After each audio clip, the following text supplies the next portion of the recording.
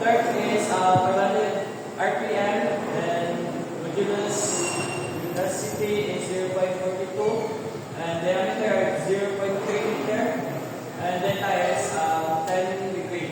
So for the question is A 0.40332, and B is 3,958, and for C is 0.2423, and for D 0.2324. So for solution, using the formula of P is equal to P times 60 over 2 pi torque. So i-secure tayo na ang value. So that ay 7,460 times 60 over 2 pi times 500 RPM. So natay answer na 142.4 Newton per liter. So using the formula of the given, using this formula, as equate na ito ang 142.4 sine 10 degree over 0.42 times 0.50. So natay final answer na 0.2453. So the final answer will be letter C.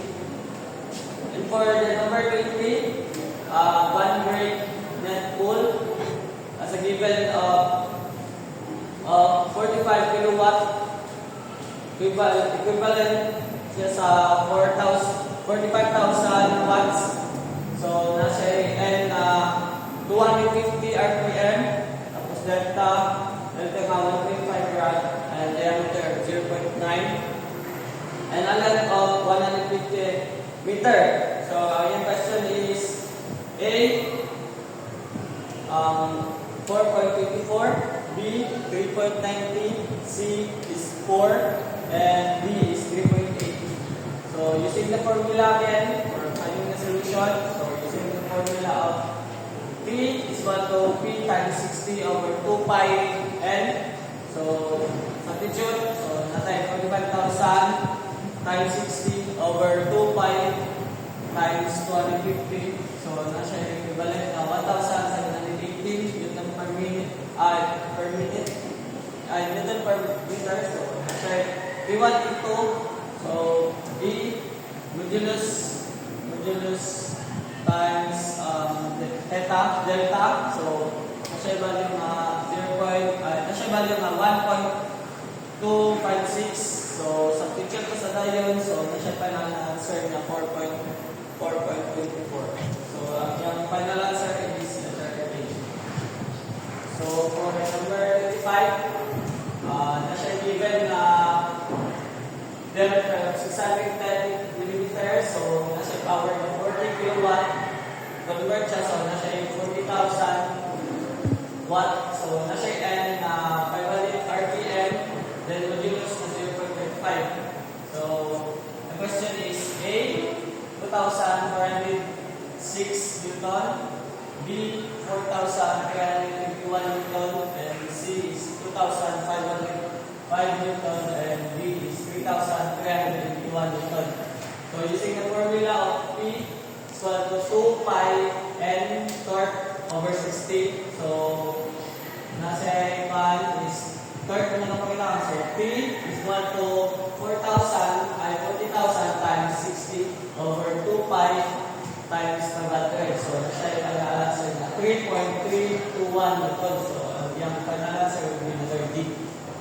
So for number 26, nasa diameter outside na 1.5 inch, and length niya is 2.0 inch. Tapos nasa weight na 450 pounds. So using the ang yan question is A 100 psi, B 150 psi, C 150 psi, and D 150 psi. So using the formula, so